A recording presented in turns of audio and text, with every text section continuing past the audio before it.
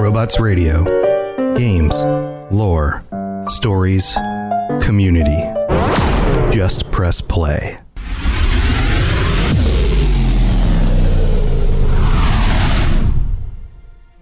Welcome to the Fallout Lorecast, the podcast that explores the boundaries of our knowledge about the world of Fallout.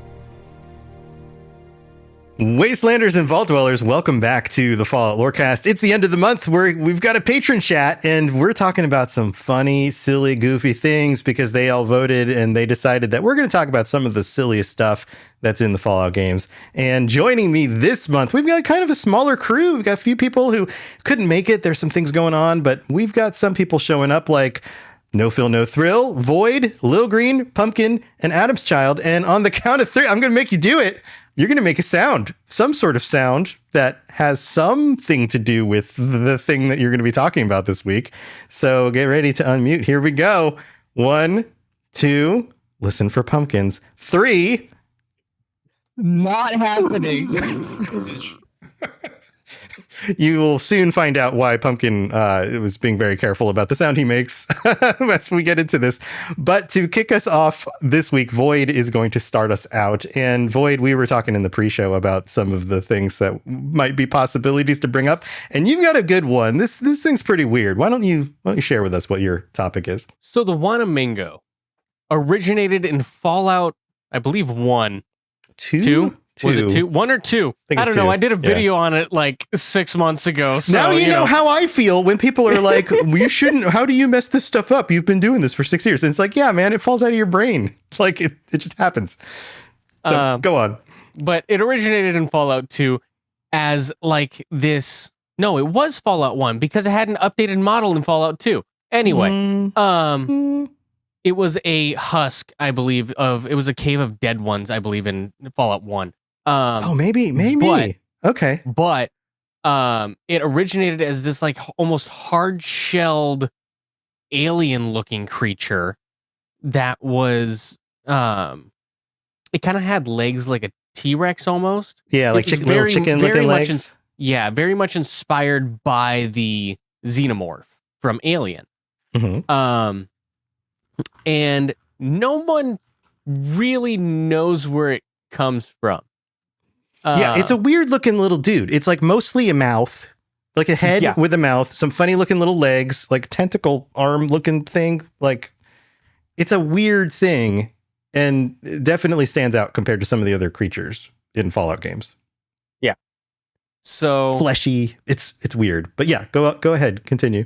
So with it originating on the West Coast, it was originally found in North California. It had shiny dark skin, like I was talking about, like the almost hard shell on the outside. Mm-hmm.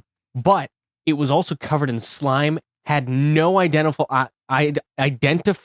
eyes or necks, and it had a large mouth lined with razor sharp teeth, somewhere between 4 and 14 inches long. Those are long teeth. Yes. This is the first time that we saw this creature. Yeah. And nobody knew what to make of it. Now, fast forward to in our timeline, but rewind in the Fallout timeline back to Fallout 76, and we see it in oh boy. It was Fallout 2, by the way. Fallout 2, yeah. I mean, we find it in Appalachia. Right. It's in the Skyline Valley update. And originally all that we had was a plushie, and then we got a dead body of one, I believe, in some sort of bunker or vault. Yeah, and it looks a little different in the Fallout 76 version. It's been updated. It's a little more high res, a little bit more texture on the skin, less smooth looking, and more little spiny things on its head. It's more much froggy. A little more froggy. Yeah, that's a good way to say it. Yeah. It had, instead of the shiny dark skin, it has much more leathery or fleshy skin, paired with a short torso and stocky arms and legs, almost like a frog. And instead of the tentacle-like wavy arms that the original one had, now it's arms and in claws. Yeah, and they're kind of stubby looking. They're a little chunky. Yeah. They're kind of thick. You know, like Mhm. stubby little. It reminds me a little bit of the little geckos. You know, the little geckos in New Yeah. Vegas, like the way Yeah. the proportions are, like the little tiny. It's almost like a tiny shaped body, but the creature can get bigger. Yeah. But yeah, like that stocky kind of shape in at least the newer version of it. Less. So the older version is more. It's got like the tentacle arms and the skinny legs, and the newer version is like thicker arms and kind of shorter legs. It's orange. Mm-hmm. Yeah, it's got Which more of an orange color than like it's a little maroon. odd. Yeah, they're weird. They're like, this is one of this. So part of what's fun about Fallout is that they don't always explain everything. Like we get explanations about like death claws and some of the origin of death claws, some of the origin of some of these other creatures, some of the things that have been mutated by FEV into some sort of weird things like the centaurs or the snallygaster. Like you get that kind of stuff.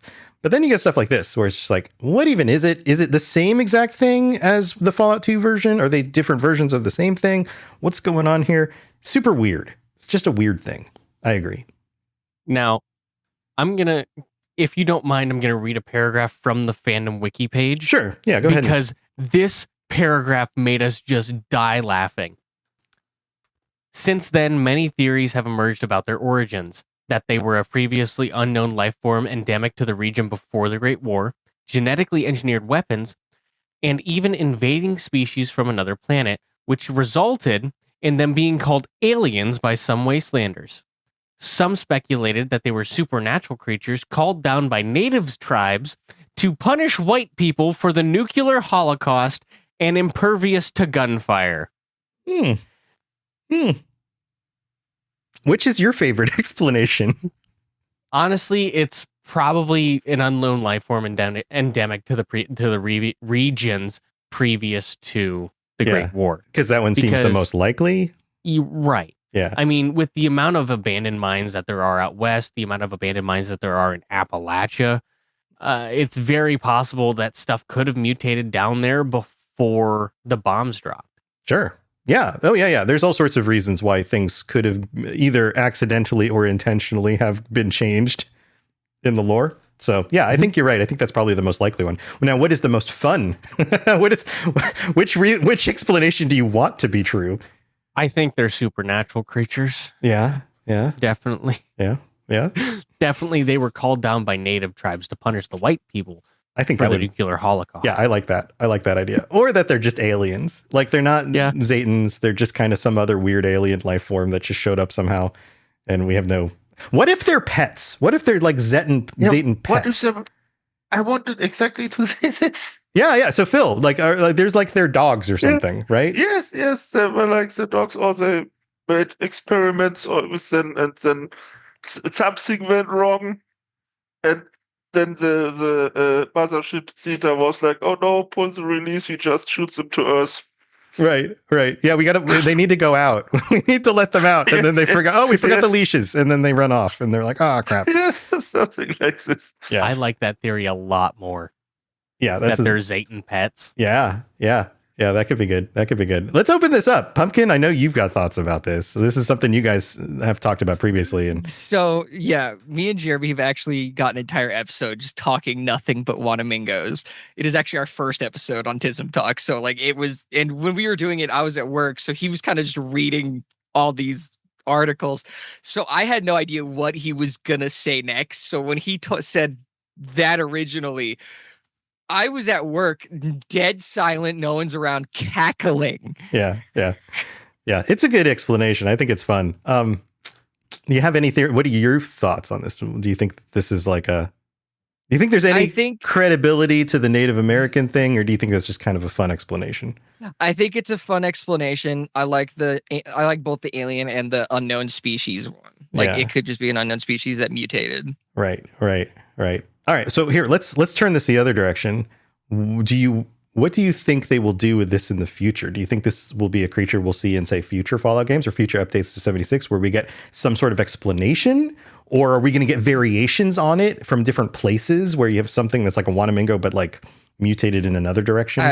I think I think with us getting a body in Skyline Valley, I think that's a huge step forward for the Wanamingo, considering that the last time we saw it was, again, Fallout 2. Right. And technically, that plushie that Jeremy had brought up was in the game in Fallout 76 since the early days. Right. It's before Wastelanders. That's how long it's been in the game. Mm-hmm.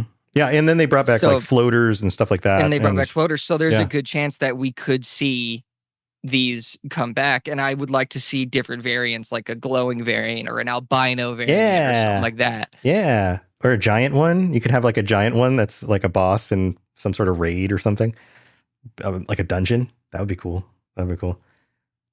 There is in Fallout 2 a Wanamingo queen, and she is silver instead of dark. Yeah, well, bring back the Wanamingo queen. You can find her in the Great Wanamingo Mine. Imagine that.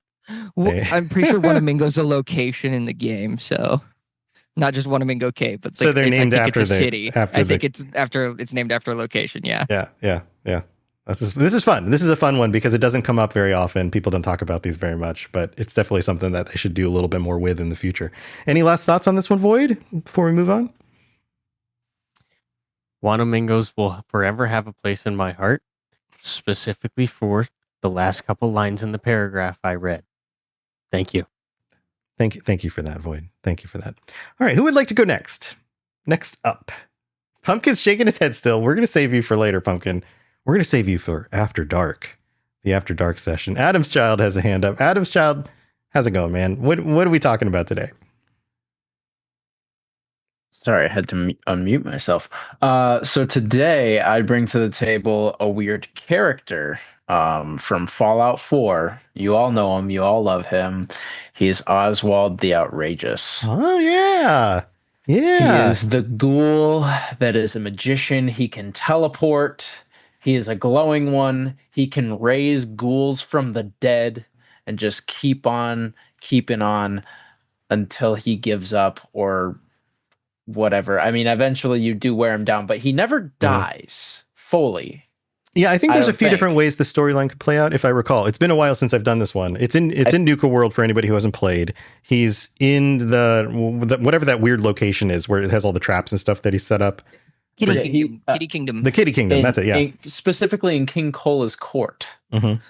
Yeah, and if I recall correctly, and again, this is just off the top of my head, I think there's maybe at least two options to how you end that quote-unquote dungeon as you get through it. But he's weird. Like he is legitimately, or it seems to be, a magical character in Fallout, which is super strange because they're often, it's usually some sort of sciencey, sci-fi, hand-wavy kind of explanation for weird stuff. But he appears to be magical. What do you think about that? See, he's okay. Also, I looked it up. You can kill him. So he claims to have magic, I believe. I mean, he is a magician. Well, he summons the, if I'm recalling correctly, he summons the other ghouls to himself. He like they rise when he calls them, if I recall. Is that right? Well, so in the wiki, officially it says that he uses bursts of radiation to heal and revive nearby feral ghouls. Right. Yeah. And as a former magician employed by Nuka World, Oswald believes his ability to resurrect dead ghouls to be genuine magic. Yeah, well, yeah, that's okay. So I guess the hand-wavy explanation is it's radiation. But when have you ever just put a dead ghoul in radiation and all of a sudden it like comes back alive? That's weird. Right. That's weird, right? A little bit weird. Also, I mean, that could also be the Fallout TV show logic as well, because they use the radiation to heal themselves. Or maybe they're not completely dead, and so it heals them enough for them to get back up. I guess that could be the explanation. But he is a wacky character. What do you think about the whole like personality thing? Do you think he's just gone insane, or do you think he's just like playing it up? I mean, he's been alive for a really long time. So, I mean, like, he could have gone insane. But also, when you're the last man standing, you kind of have only yourself to keep you company. Yeah. And for him being alive as long as he was, he He probably did lose a marble or two. Yeah, maybe. I remember feeling kind of bad by the end of it. I kind of felt bad for him. I wanted him to be a companion. That would be cool. That would have been cool, yeah. I really would have loved to have him by my side. And whenever we got into some tussles, just raise a bunch of ghouls. Yes. Okay, so this is one of the things I've done in Skyrim in recent years is use mods in order to have like really fleshed out necromancy builds. But to have that's what I'm doing right now. To have like the equivalent of a necromancy build in Fallout 4 would be pretty cool with a companion that summons more ghouls to your side. And maybe they even just like climb out of the ground or something. That'd be really weird and kind of fun. Yeah. I love me a summoner build. Yeah, that'd be cool. Let's open this up. What do you guys think about Oswald? Anybody else have some thoughts on this one? Pumpkin? So glowing ones actually can just a normal glowing one can raise any glowing one can raise other ghouls, raise them from the dead. That's that the is point. something that that's is true. just all the glowing ones. Right. But do they actually come back from death? That's the part that's weird to me. Well, they're ghouls. There's the ghoul. You want to talk about weird ghouls? Ghouls are weird. We still don't fully understand them. Yeah. But yeah. Oswald, Yeah. I think a lot. Like again, he's a magician, which a lot of times when it comes to a magician of his type, it's usually forced perspective a lot of the time. Yeah, so, it's like, just it's visual tricks. Yeah. Like again, and that entire Kitty Kingdom, the court and all that is set up for his show. So he easily could still have like, little routes or like he could put down a smoke bomb and there's a thing underneath him that opens up, that kind of deal. Yeah. So there's a lot of explanations, real life explanations. Right. And that area is highly irradiated. That's another piece of that. So yeah, maybe they're just playing off of that thing, but there's something about it that always came across to me as being like a little bit more. Also, doesn't he teleport? Isn't that a thing? Yes, he does. He Goku puts down the smoke, transmissions. he like hits a smoke bomb and he just vanishes. Right, but he legitimately just disappears. It's not like he goes, he steps behind the smoke and then runs away and you can like chase him. Like he legitimately just disappears. That was the other piece of it. Now and that I'm remembering because it's been a little while. Now, like that part always struck me as like, wait a minute, magic? Does he have a teleporter? Like what is going on? I don't know. Can he get into the Institute? Yeah. Is he using Institute technology to like blip around? Like what is going on with that? Yeah, it's weird to me. Nah, he could just fast travel. He just he's another actual player. He's not an NPC. You're confused. This game is online. He's a player. He's just fast traveling around. Yeah, that sounds like the better explanation. Yes. Yeah, people in chat are like, now I want to go back and play Nuka World DLC. Yeah, I totally need to go back. Clearly, this is not something that's fresh on my brain. I need to go back and play it again. Any other thoughts on this one? I think he's a cool character. I think it's fun when the devs expand in these kind of ridiculous directions, but still firmly fit in the world. Like that, the juxtaposition of those two things, right? Like, yeah, it's weird, it's funny, but it actually has a story and then connects to like the horror elements of ghouls and all of that. It kind of, that combination works for me. Adam Child, do you have any other thoughts? No, I think we covered it pretty well. I would like to include that on the wiki it says his full name is Oswald Oppenheimer. That's cool. That's cool. I don't remember him having anything to do with nukes, but I guess the radiation is enough of a connection to use the name. And the alliteration. I mean, it does kind of sound like a comic book character in a way. So cool. Well, good suggestion. Who would like to go next? Next on our list. Pumpkin's shaking his head. It's not time yet. It's between Lil Green. Lil Green's ready? Lil Green? I'll go last. Okay, you go last. No, I'll go. Yeah, Lil Green. So something. I guess my favorite. I'll narrow it down, but like the broader category is like all like the environmental storytelling, but specifically from like 4 and definitely 76 is the teddy bears. So okay.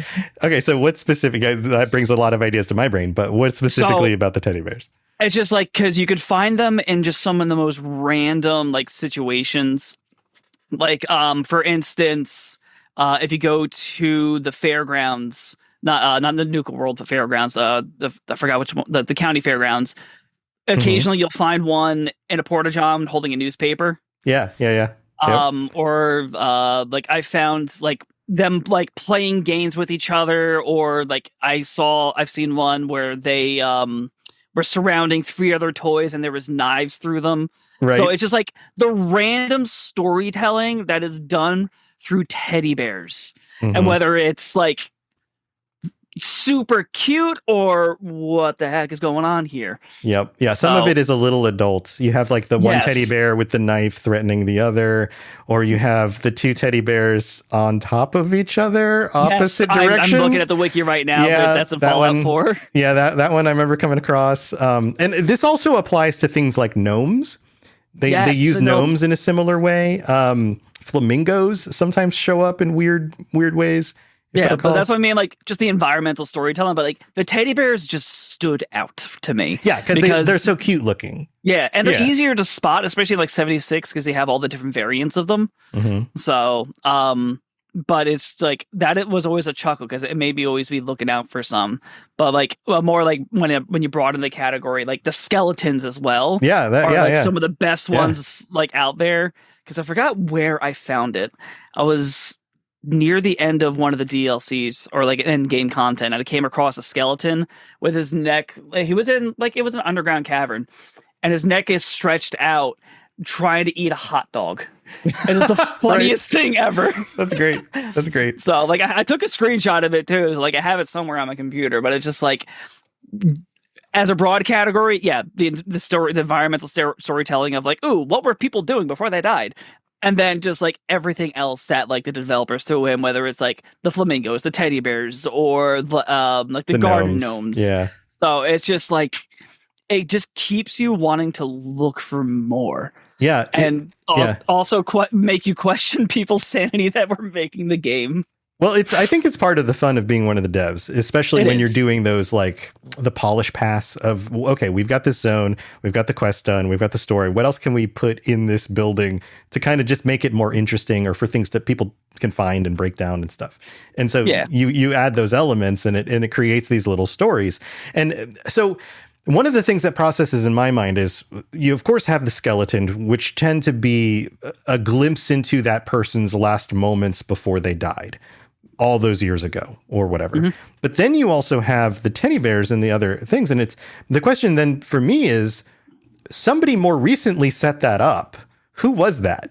Like, who is running around the wasteland setting up teddy bears in compromising positions, just hoping somebody's going to come across behind them and find, teddy bears doing weird stuff?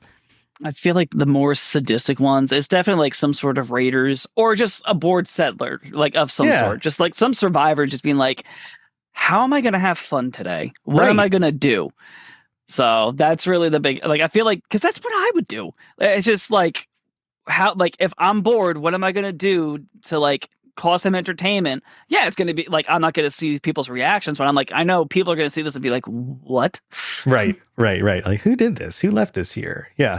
All right, let's open this up. Do you guys have other memories of coming across teddy bears and things like that? I see, Pumpkin, I see your hand, but we haven't talked to Phil as much. So we're going to start with Phil and then we'll go to Pumpkin next. Phil, what do you think about these? The feral ghouls that sets them up when nobody's watching. It's the feral ghouls. They're bored. There's nobody to try to attack. So they're just playing with the teddy bears. That's funny. I like that idea. Pumpkin, what are you thinking? You brought up gnomes. No, I don't believe that those are inanimate. I think those guys are fucking real.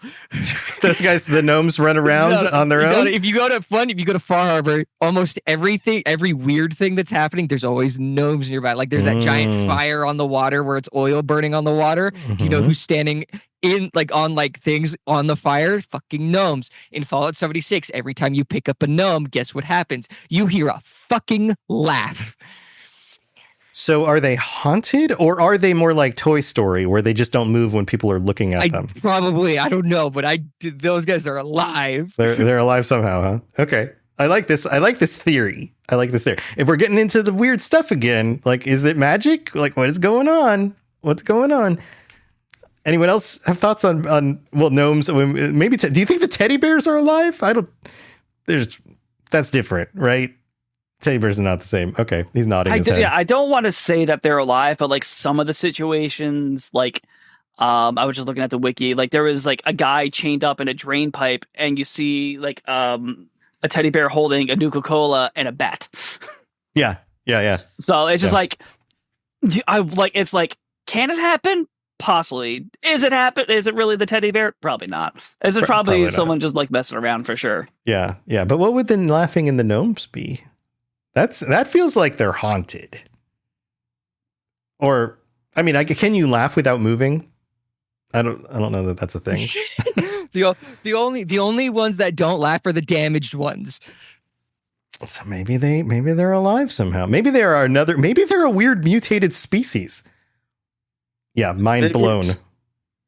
Maybe it's just my therapist likes to talk to you kind of situation. Okay. Maybe so. Definitely comment on this episode if you have theories about any of these things, or just tell us that maybe Pumpkin's the one who's imagining it. Maybe it's only Pumpkin. Maybe this only happens to you, Pumpkin. That could be part of it. But it's No, I do distinctly remember the gnomes laughing. So Maybe it's both of you. Maybe you're both losing it. Maybe you played too much Fallout. What about the mannequins though? Yeah, okay. Mannequins. That's another one. I could firmly believe that because like we've had synths act like mannequins in the series, so it can happen. Mm-hmm. And there was a glitch, and I think it might still be a glitch, where sometimes the mannequins animate like NPCs. That's Skyrim. But that doesn't happen in Fallout? Okay, maybe No, I'm confusing it's the only two. Skyrim. I mean, Nick Valentine basically Hmm. almost is a mannequin. It's kind of mannequin-like. That's true. Yeah, but you're right. That is Skyrim. I'm crossing the streams. This is what happens when I do the two shows, is they start to blend together. So yeah, this is a fun one, Lil Green. Any other thoughts on the bears or anything else? No, you're good with this one. Cool. Sounds good. All right, Phil. No Phil, no thrill. Yes. What's your thing? It was not easy. There are many good ones, but I picked Fisto. Okay, yeah, good old Fisto. Good old Fisto. This is a nice transition to where we're eventually going with yes. Pumpkin. I thought this is a good setup for Pumpkin, and I mean, I also just love like how big he has become. Like they had him on the TV show. Yeah, and every time I see some cosplayer in an ambiguous photo with Fisto prop, I just can't hold myself together. it's pretty good. Yeah. This was obviously a New Vegas thing, if you've played New Vegas, and did show up in the TV show recently. So the joke is still going. I feel like this was very of its time. Like that type of edgy humor in a video game was very like late 2000s. I don't know, but it still works. Like it's still funny. Yeah. What are your thoughts on this? Do you feel like this was like just a joke by the devs, or do you feel like this was a glimpse at something more going on in the world of Fallout and the kinds of things people were into when the bombs dropped? Like, is this, or is it just both? I think initially they just were having fun with it. I think they were just like, hey, how would it be if like the player character would have to become like a pimp and he has to recruit certain persons, Mm-hmm. but and somebody was like, hey, how about when he had to take a Protectron and reprogram him basically into a sex bot. Right. And clearly you have other themes like that. It's New Vegas. So you've got Gomorrah. There are prostitutes. They are not shy about going into that realm of things. So, yes. Yeah. And I mean, a lot of the people that worked on Fallout New Vegas also worked on Fallout 2, and Fallout 2 has also these themes in Reno, like with the industry they have there. Yeah, we'll get to that in just a minute. But yes, we're heading in that direction. Absolutely. Okay, so here's another question, and I think we can open this up to Pumpkin and you, Phil, and anybody else. Do you like? We have seen what seems to be the PG-ification of a lot of Bethesda properties over the years, right? Like you go back to the events of, I don't know, Daggerfall, or you go back to before Bethesda had Fallout 1, Fallout 2. But then once they got Fallout, even Fallout 3 in New Vegas are a little bit edgier than say 4 and 76. Do you think that we're going to see anything else this adult in future? I mean, you look at the TV show and there's all sorts of violence and there's some stuff going on. But when it comes to like the sexual side of things, they tend to kind of, I don't know, be more careful. I don't know what you're talking about. The show had a guy straight yanking it. Well, that's true. That the show did add that. Yeah, there is that. I was gonna You're say, right. if we're talking about the games, Yeah, I for don't the games. think Bethesda will get will like go back in time to like the different like horror bits or like the comedy. But I think if we do get another Obsidian title, because that's where like Fisto came from, Right. So right. they really push it because like that's where we had like the slaves and stuff like that. A lot more like the crucifixion, like the crucifixion, like yeah. that is where like a lot of like darker content came from. Yeah. So I feel like if the rumors are true and we are getting another game by Obsidian, I feel like it's going to be an edgier title or like at least the content. I mean, I obviously like not only like Bethesda, but also Xbox will probably like pull them back a little bit, but I would expect to see a little bit more mature. Yeah, definitely M for mature. They Yeah. have a more mature material. So I mean, because like they are rated M for mature games, and it's not like we're going like super like into stuff, but like doing missions about like getting like prostitutes for like a casino, like that's like really that's just one of those things. I'm like, oh, okay, this is out there different because like it's where else are you going to do that other than like maybe a GTA game, but like. Yeah. I could definitely see Obsidian stepping boundaries. Yeah, I feel like you're right. I feel like their studio would push those boundaries more than the in-house Bethesda team tends to push those boundaries. Heck, even look at Starfield. Like the adult stuff in Starfield is very toned down. But as you guys said, there was the chicken. We'll call him the chicken lover on the TV show. There's there are definitely some things in there that are pushing those boundaries. Also this scene where Lucy and Maximus talk in Vault 4 and you realize that Maximus doesn't know what sex is. Right. When she's like, hey, you want to do it? And he's like, wait, so what? Like, yeah. It's there, especially, but I feel like the games are a little bit more toned back. Mm-hmm. But also, I was thinking of what the Outer Worlds, like I did, like it's been a while since I've played them, but I know like there was a lot more, and that's an Obsidian game, and that had a little bit more of the adult themes in it too. So I feel like if we're gonna see anything like we saw from New Vegas, it's gonna be from Obsidian because they're the ones that did it. Right. So and nothing against it. Like it I feel like it does add to the game. It gives it a little bit like a different charm. So for sure. Yeah, there's a sense of realism. Like when you totally avoid those things, it like that's not how the real world is. Those things exist, right? And you can, in your own personal life, choose to partake or avoid certain things based on your own tastes. Sure. But when you're basically simulating a world and you don't have those things as a thing, it feels like it's a little bit less real. Yeah, especially like it's one of the, like they always, like going like to prostitution again. Like it's one of the oldest professions in the world. It really is. Right. So, yeah. Like what culture has not had that? Like, like whether you like it or not, it's just part of human culture. It's always going to be there. Right. So, yeah. Oh man. Weird stuff. Fun stuff, Phil. But any last thoughts on this one before we move to Pumpkin? Cause we're clearly transitioning into this part of the conversation. Yeah. No, I think Little Green was absolutely on point there. Yeah. I could not add anything. Yeah. Solid points, Little Green. You get to inherit the show when I'm done. Sorry, everyone else. I know. I was going to make you fight over it, but Little Green wins. So anyway, Pumpkin, what are you talking about?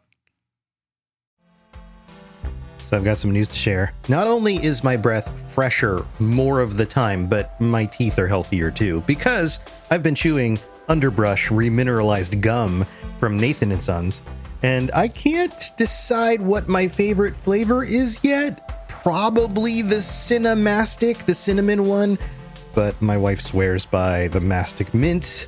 She's more of a mint person. It's a debate every time I get in my car and we grab a piece of gum because that's what I do. When do you chew your gum? I chew my gum in the car. But yeah, this is great stuff. I also like how the flavors don't just punch you in the face. They're actually like normal amounts of flavors rather than, you know, the mints that like take over your whole mouth. And it's healthy for you because there's hydroxyapatite, the same mineral that your tooth enamel is made from. So it's delicious and helps you take care of your teeth between brushings. It's great. If you want a simple daily upgrade for your teeth, head over to nathanandsons.com and check out their Underbrush Remineralized Gum. Right now, you can get 30% off your first order when you subscribe. Visit nathanandsons.com today. Are you seated? Do you know what's coming next? You probably really don't. It's Andy Lawani here from Culture Shock, the podcast where celebrities, all sorts of culture makers, people, and everybody in between, we just get on. And we're trading rehearsed answers for some unexpected, shocking questions, maybe sometimes dumb, that you may ask yourself sometimes, and you want to see someone else ask them. With all things plenty of laughs, surprises, and just enough chaos to keep everyone on their toes, you might enjoy this podcast. Be sure to check out Culture Shock wherever you stream your podcasts online, and obviously, you're gonna like this. I'm sure of it. He has to like compose himself. No, I Here we actually go. tapped on a different thing. Sorry. Oh, okay. I'm talking about Fallout 2's adult film industry. Yes. So I'm taking you guys to the Golden Globes. Yes. All right. What are you sharing? That is what the company is called. It is what the company's called, and I wonder why. Why would they be called that? Yeah. So looking into this, we only talked about the films that are made on our show on TISM. We only talked about the films that you make. There's so much more that goes into this. Like there's the quest for doing it. There's a full quest line just called Becoming a Porn Star. Yeah, right. Yep. They're not even like skirting around this. No. Yeah, they're just and straight in to help you get a boost. So like you have to have if you have a charisma less than 9, you just can't do that quest. But you could do it if you have the made man or prize fighter perks. Okay. The chosen one also needs to have the proper experience, quote unquote. Uh-huh. So they have to score better than a 9 on the object_sex_ rating formula. It feels like a code designation. They made an entire math formula for this game. Right. And it's like charisma 50 plus endurance 25 plus agility 13 plus strength 12. I wish I was over 100 plus another number over 9. Right. I wish I was in the dev room when they were like, all right, we're having our scrum meeting or whatever. Like, fill us in. What did you do this last week? And what are you working on this next week or whatever? And the one guy's like, well, let me tell you about this thing I put together. So I'm going to jump here because I can't, there's too much of this. I'm just going to go straight to the titles of the films. All right. Here we go. Get ready. The first one is Great Balls for Hire, which is a play on Great Balls of Fire. Great Balls of Fire. Like the song. Yeah. Goodwill Humping. Like the movie. Like the movie Goodwill Hunting. Yes, right. Vault 16. Okay. Polka Hot Ass. Somebody was like, hey man, I've got the best puns. I wonder if they looked these up on the early internet and this is what they found.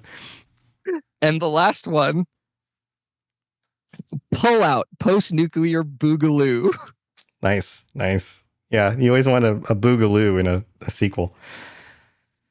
Oh, those are good. This is good stuff. Yeah, this is another one of those things that comes up every so often, is that when Fallout 1 and 2 came out in the late 90s, these types of games, in fact, the majority of people who played on PC gamers were assumed to be more of an adult audience than the console market had. And so this type of stuff was kind of expected because it was like, that's who our audience is, adults. So let's give them adult content. And yeah, it's a thing. There's one paragraph I gotta read here. we did not see this when me and Jeremy did our research. So breaking news. If successful, the chosen one becomes a celebrity in New Reno and has the opportunity to choose their own actor name. Nice. They can also become a fluffer in order to earn money. Nice. All right. Different job opportunities. That's always good. Keep people employed. I need a trigger warning for this episode. Oh yeah, man. You were dropping F-bombs already. So this one's going to get marked for, no, it's fine. I mean, clearly the content is marked for mature on this one. That's another thing I find is you funny. You might get hard. Just because of the conversation. If you do, don't tell us. Yeah. Oh, that was probably like doing that. Like we added that just to one of our just basic episodes that was just a bunch of random stuff. That it's still one of the funniest things to me. Yeah, it's funny. Now, I guess we go back to the question, do you think we'll ever get anything that directly referenced? Not anything Bethesda makes. Outside of the TV show, because clearly the TV show is pushing for like a mature Amazon streaming audience, right? But yeah, I don't think Bethesda? anything Bethesda made. I think we'd get more chance with Obsidian, but I don't think anything Bethesda. Yeah. It seems highly unlikely. And yet there's a part of me that, so let me back up a little bit. You can tell that the reason why they've kind of PG-13ified a lot of stuff is a marketing reason, right? It's hey, we're on the consoles. We have kind of we can reach a broader audience. There are definitely parents when Elder Scrolls Oblivion came out, and it got switched from a teen rating to a mature rating. There are parents who were just like, oh, no, you can't play that game anymore. Like, get rid of it. They wouldn't let their kids play. And yeah, that was 18 years ago. That was a long time ago now. Maybe the world's a little bit different, but maybe not. Some people just they respond to the rating part and they don't worry about the content. And it doesn't matter if you're blowing somebody's head off.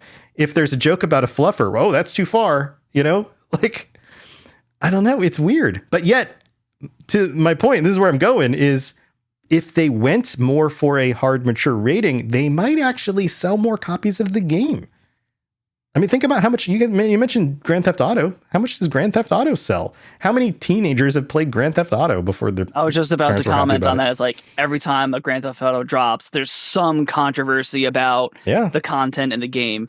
So without fail. And I feel like it's not the game company's fault that, kids are getting their hands on these games. It's honestly the parents, because they're not doing their due diligence. It's little Johnny wants this game. And then 3 hours later, they hear them saying something horrific that they're doing. And they're the same parents. They're the same parents who let Johnny have the console in his room and hang out in his room with his door closed all day. And then, what's Johnny doing? I don't know. And it's like, come on, pay more attention to your kids. Yeah. So, but I was gonna say there is, I guess, a softening to the content, just because they don't I'm pretty sure they're under enough pressure as it is. They don't want to have any controversies with them, because they already have issues with their games just in general. So, because everybody, it's a Bethesda game. It's going to be janky to a point. So, right. And I feel like it's harder to predict those things as we move on, because anything that's controversial can either be swung into the side of oh, it's the end of the world. They're not the same developers they used to be. Everything sucks. It's Todd's fault. Or it gets flipped the other way, and they're like, oh, finally, they're loosening up and they're doing things that are cool again. But it could go either direction, and you never know. Yeah, I mean, the content might not be the biggest thing, but it's just I feel like every time there's a new update to 76, or anytime someone talks about Fallout 4 or Elder Scrolls, they talk about some glitch that was never fixed, or they go and try and fix it and they break something else. Yeah, they put a new update and it messes with their mod. So it's just I feel like they want to avoid as much negative press as they can related to their games. So yeah, but it'd be nice to see, because it's now we're getting into I'm not, we're most of us that are playing these games, we're not young children, we're adults. It's you don't have to engage in it either. That's the other thing. Right. So especially in talking about, becoming a porn star or a fluffer, you don't have to engage in that to beat the game. Right. So Right. And that's the thing is that like you could just go to that part of the game and go, oh, nope, don't want to do that. Going somewhere else. Like it's especially if it's not required for the main storyline, you don't have to do every quest in the game. You know, and people avoid things too because they're like, oh, I don't like that quest because you have to be mean to somebody or whatever reason it is. I don't want to do it. People have done pacifist runs. Yeah. You don't have to kill in this game. Yeah, that's very extreme. But hey, you know, like that's the thing is that's what's part of what's fun about an RPG is that you get to play it the way that you want to play it. And so like if you don't want to be a part of Caesar's Legion and help with slavery, then don't do it. You know, like it's the same argument. Yeah. Yeah, it's interesting stuff. Well, this is fun because we went from fun and goofy stuff to things that became kind of dark and but I guess it's all intermixed. It's Fallout. They're all there together at the same time. But thank you for joining everybody. This has been super fun. And I'm seeing some you guys are sending chat. Void, do you want to share something? I know you're sending some stuff in chat. I didn't know if you wanted to share it like voice on the actual episode. No, I mean Tom just Logan had said in the side chat of the Zoom call, Tom just casually calling out the breaking Bethesda did to Skyrim recently. Yeah, right. And in my mind, breaking Bethesda has quite a good alliteration there. So my mind went breaking Bethesda, Breaking Bad. Let's use skooma instead of meth. Blue skooma. Skooma and jet. Yeah, there you go. Yeah, the games even have drugs in them, you know, like oh, but there's talk about they're a fluffer. not light drugs either. Yeah, no, they're like mess you up and yeah, absolutely. Yeah. All right. Well, thank you everybody for joining me in chat. Thanks for being here. And real quick, thank you to all of our patrons for your support. I don't have any new to shout out this week, but I do have our Sentry Bots Germinator, Nova, the Main Monkey, and Era. Thank you so much for your continued support as well. And if you'd like to help the show and keep it growing and all of that, share it with a friend or leave a 5-star review on Apple Podcasts. I'll read those out on a future episode. But guys, we're gonna wrap this up. It's time for your little elevator pitches. If you've got anything to put into the world or ways that you want people to reach out to you, feel free to share. We're just gonna go in order on the screen. Phil, thanks for taking the time, staying up late, and joining us. Got anything to share? Always such a pleasure. Yeah. Well, I mean, you can find me on the Discord and on Instagram at No Phil No Thrill. I'm at another episode of the Lorecast. I think next week. I've really been on a lot of episodes there. Nice. Are you gonna? It sounds like you're making your way to like regular member of the show. Yeah. Basically, I'm like more of a regular now. I've been a regular on like them doing these retro episodes once per season, so I'm a regular there. And then I like started to fill in when one of the other guys couldn't make it. Nice. So yeah, it's getting really going for me. Part-time podcaster now. Yeah, that's great, and it's all in German. So if German speakers listen to the show, want more Fallout to listen to, go check out the Lorecast. Yes. Very cool. Awesome. Well, that's so fun for you. That's great. Thanks for joining us. All right, Void. Yes. Void, you got stuff to share? Hi, I have one thing. Dungeons and Dipshits, everybody. You know that I've been advertising it for a long time. I'm still advertising it. Go listen to it. If you like dungeons, cool. If you like dragons, even cooler. If you like dumbasses doing dumb shit, cool. We're the dumbasses doing dumb shit. That's the main reason. Hold on. We're the dipshits doing dumb stuff. So, anyway, go listen to Dungeons and Dipshits. Thanks, Void. Thanks for being here. Lil Green, anything you want to share? Anything going on? Well, I'll just share my typical. Please go follow my photography page on Instagram. It's lilgreen_photography.